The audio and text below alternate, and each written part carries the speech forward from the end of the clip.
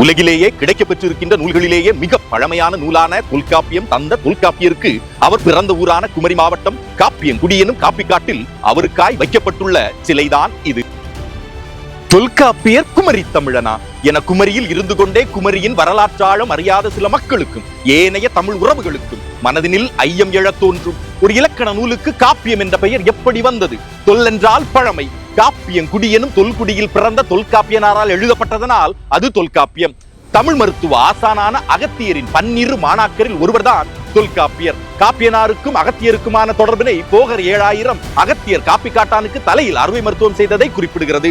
இந்த 12 மாணாக்கரில் இன்னொருவரான அதங்கோட்டாசான் தான் தொல்காப்பியம் அரங்கேற்றம் செய்கையில் தலைமை தாங்கியவர். இந்த தொல்காப்பியம் அரங்கேற்றம் செய்யப்பட்ட அரங்கேஸ்வரமும் அதங்கோட்டான் பிறந்த அதங்கோடும் காப்பிக்காட்டான் பிறந்த காப்பிக்காடும் தாமிரபரணி ஆற்றின் கரையோரமாய் பார்த்தால் அடுத்தடுத்த ஊர்கள் தான். உலகின் முதலாதி மொழியான தமிழுக்கே இலக்கணம் தந்த தொல்காப்பியனும் அவன் தொல்காப்பியமும் உங்களுக்கு வேண்டும்.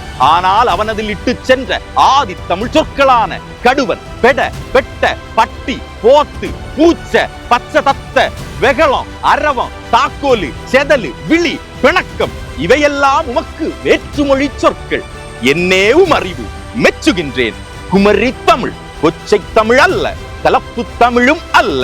முதலாதி மொழியின் முதல் ஆதி வடிவம் தொடரும்.